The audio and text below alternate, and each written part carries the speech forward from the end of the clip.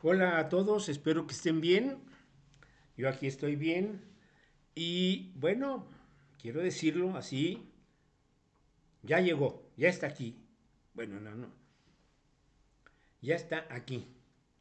Muy cerquita, muy cerquita. Falta poquito, pero ya estamos a unas horas del 8 de marzo del 2024. Eh, el 8 de marzo en 1975 fue tema de una iniciativa de la ONU para que se constituyera, se reconociera y se legitimara el Día Internacional de la Mujer. Y en el 77, en 1977, en la misma sede de la ONU, que para eso sí sirvió, ratificó y estableció que el 8 de marzo de cada año sería el Día Internacional de la Mujer. El propósito era como establecer un reconocimiento que tenía una serie de razones y de justificaciones de una lucha heroica que data de siglos, de una construcción cultural de siglos, desde los orígenes de los asentamientos humanos que empezaron a constituir los primeros grupos sedentarios de estructura tribal, en donde desde ahí se determinó pues la separación de los géneros. Hubo ahí, en esos inicios, yo no estaba ahí, pero bueno, eso me han contado, bueno, en donde cómo quedaba establecido quién estaba fuera de la casa chambeando y dentro de la casa preservando el núcleo, el átomo social, lo que podía ser la manera primitiva de la construcción de la familia, porque ahí estaba la mujer, había procreado, había que cuidar a los críos, había que, pues, no sé, preparar alimentos, mantener, proteger y constituir un cuerpo sólido del hábitat, del primer hábitat en donde estaba este átomo social que ha constituido la razón de la civilización humana. Pero bueno, eso es allá en los inicios. Pero ahora, en un rápido vuelo, me voy a, les voy a comentar que el 24 de febrero de 1917, en Moscú, Rusia, abdica el zar Nicolás II. Y abdica porque ya no tiene capacidad, ha perdido poder, ha perdido eh, presencia y ha perdido toda autoridad moral y política en la efervescencia política que eh, ya se había manifestado desde la década anterior, pero que ahora, eh, con el ingrediente de la Primera Guerra Mundial, ya era un caos y era un desastre la organización social y la continuidad del famoso contrato social que se había establecido entre la dinastía Romanov y el pueblo ruso. El zar abdica, pero aquí el asunto por lo que lo menciono es que 3 o 4, 5 días, tampoco estaba yo ahí, ¿verdad? Hubo una manifestación muy importante en Moscú de mujeres, en lo que, bueno, ahora se conoce como la Plaza Roja, pero que era la gran explanada frente al Kremlin. Y, y resulta que estas mujeres estaban exigiendo atención a la situación que vivía el pueblo ruso. Pedían el cese a la guerra, que estaba siendo ya perdida, la atención a la hambruna que estaba pues, destrozando a todos los rusos. Atención al abasto de harina, de trigo, de alimentos, de aceites, de lo necesario para poder darle una manutención sana a, los, a la población y que tuvieran ellas oportunidad de participar de alguna manera, aunque fuera muy incipiente, en la economía de guerra que se exigía en ese momento. Y entonces lo menciono porque el 24 de febrero abdica el rey, el zar, Nicolás II. Unos días antes, digamos que 18, 17, había sido esta manifestación importante. Cuando ya cae la dinastía Romanov, que tenía 300 años ahí, pues viene una lucha política de facciones políticas que pelean el poder. Finalmente, la facción triunfante es la de Lenin, los bolcheviques, y se establece el régimen socialista comunista que duró pues casi 100 años, 90 y tantos años, 80 y tantos. La aritmética no es muy fuerte, pero bueno. Y resulta que al instaurarse el nuevo régimen político, se modifican los calendarios. El 24 de febrero de 1917 era la fecha del calendario juliano, que se usaba en ese entonces en el Imperio ruso. Pero cuando llega el nuevo régimen se cambia al calendario gregoriano, es el que ahora usamos nosotros. Aquí en México se usa el calendario gregoriano. Queda al momento de compaginar, compatar el 8 de marzo, que se considera así como la fecha simbólica del inicio o del reconocimiento a las organizaciones feministas. Ya había habido antes movimientos feministas muy importantes. Las sufragistas británicas a finales del siglo XIX y principios del XX. En Copenhague, en 1907, hubo una gran manifestación de mujeres con una visión socialista de la sociedad en Copenhague. Bueno, entonces la lucha de las mujeres empieza a tomar como un rostro, pero pasan muchas cosas. Eh, Alguna cosa que crea así como ¡pum!, un punto de inflexión importante, es que en 1911 hay una tragedia en un edificio en Nueva York, en el cuarto, quinto y sexto piso de un edificio donde había talleres de costura de confección de camisas para caballero. Y se provoca el incendio y los dueños de la fábrica cerraban las puertas para evitar que alguien entrara a distraer a las obreras o que las obreras salieran a distraerse. Quedaron atrapadas y murieron 146 mujeres, 17 hombres, que seguramente eran supervisores, capataces, personal de mantenimiento, no sé. Y la mujer de mayor edad tenía 46 años y la más pequeña de 14 años.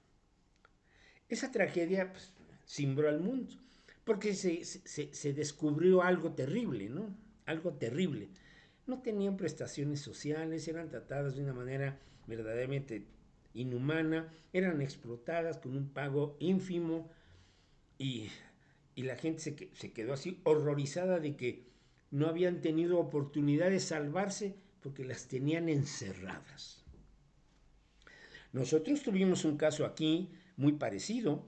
El 19 de septiembre de 1985, durante aquel terrible terremoto, en la calzada de Tlalpan, o no sé si en ese momento todavía Viaducto de Piedad, un edificio donde había costureras, confeccionaban vestidos, y con el terremoto el edificio se vino abajo.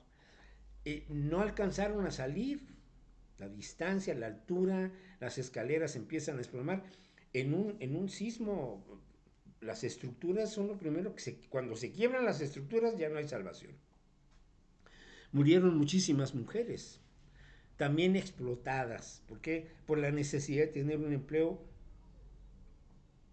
para sacar adelante a sus familias. Eh, Esa tragedia creó un movimiento político que se llama Liga de las Costureras de Mujeres del 19 de septiembre de 1985. Comento estas dos cosas porque todas estas situaciones establecieron así como la primera vista, la primera perspectiva de decir, ¿qué está pasando con las mujeres? En la casa se les trata de manera muy desdeñosa. ¿Por qué? Por lo que decía yo al principio. La mujer cuida tu casa, quédate en tu casa. Casos así como importantes de mujeres que se atreven a hacer algo y que son verdaderamente sometidas y reprimidas por las mismas mujeres. Fue el caso de Artemisa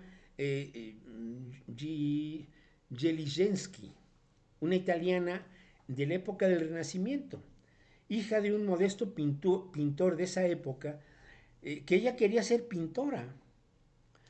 Y entonces pues, aprende del padre, pero después entra a los talleres de pintura de Caravaggio, uno de los grandes pintores italianos renacentistas, y pinta cosas muy importantes. Todos sus personajes son mujeres.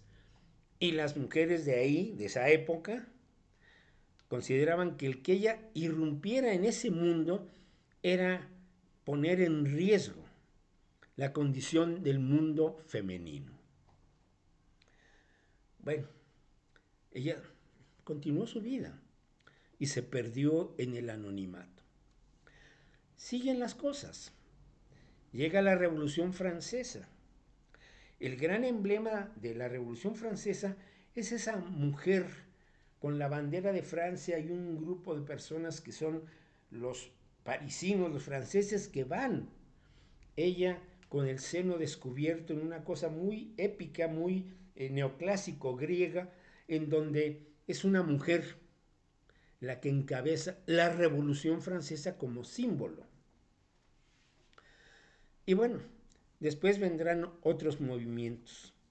Cuando se termina la guerra civil en Estados Unidos, Lincoln habla de que ya no habrá esclavos, pero nunca menciona esclavas. Y yo creo que en ese entonces pues, era lógico. No había esta pretensión de hablar de lenguajes inclusivos.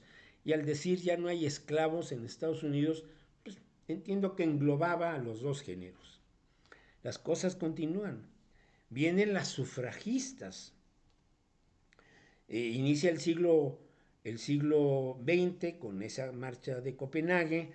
En 1916, en nuestro país, en pleno movimiento de la Revolución Mexicana, en el Teatro Peón Contreras de Mérida, en el estado de Yucatán, se presenta el primer Congreso Nacional Feminista de Mujeres Socialistas.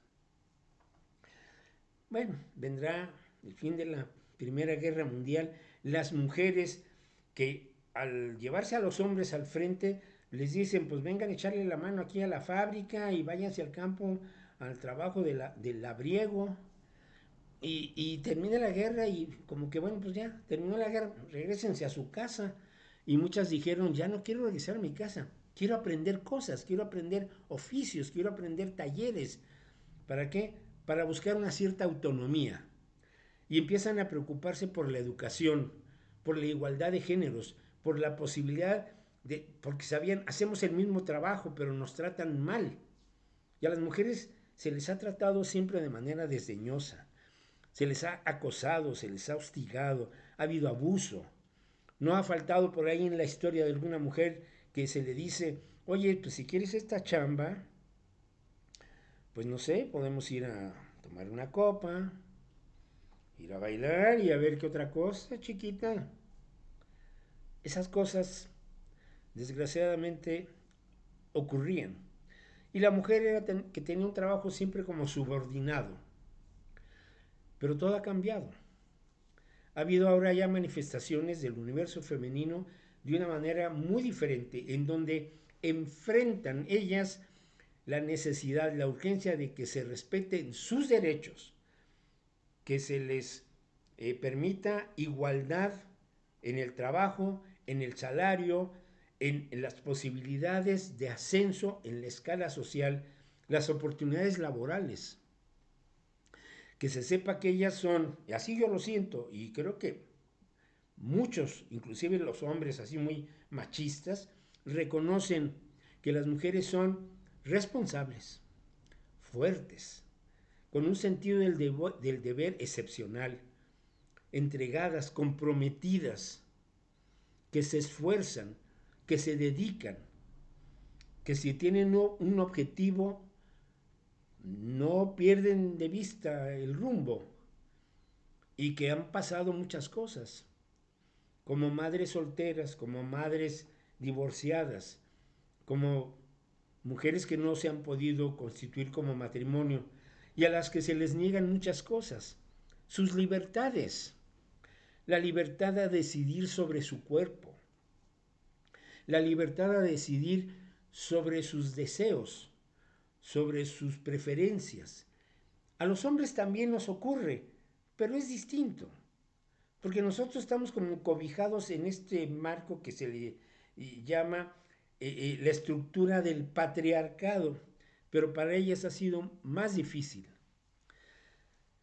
Yo no sé si el término es celebrar el 8 de marzo o conmemorar a tantas mujeres que a través de los años, de los siglos, han sido sometidas, humilladas, explotadas, ultrajadas y asesinadas.